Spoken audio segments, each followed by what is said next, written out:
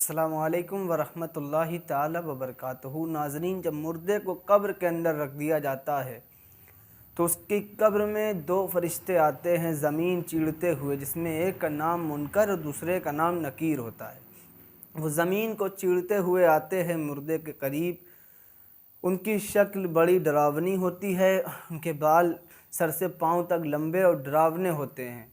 उनके दांत धार लंबे होते हैं, जिससे वो ज़मीन चीरते हुए आते हैं। उनकी आंखों से आग की तरह लपटें निकलती हैं।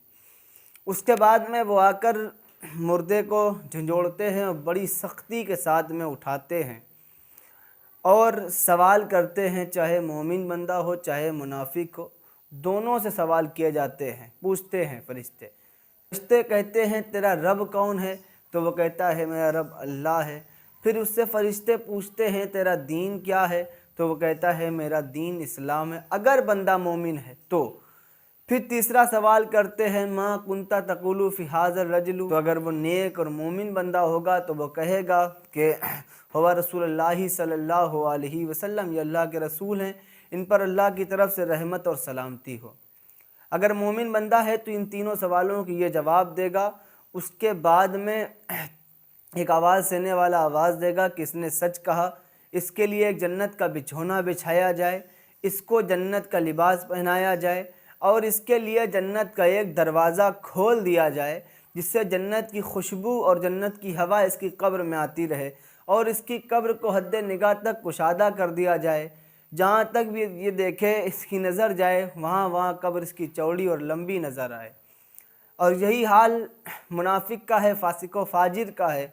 उससे भी यही तीन सवाल पूछे जाते हैं। पहला सवाल उससे भी यही किया जाता है कि तेरा रब कौन है?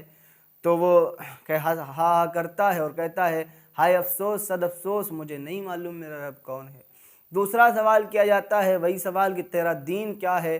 फिर भी वो कहता है, हा अफसोस सद अफसोस, मुझे कुछ नहीं मालूम।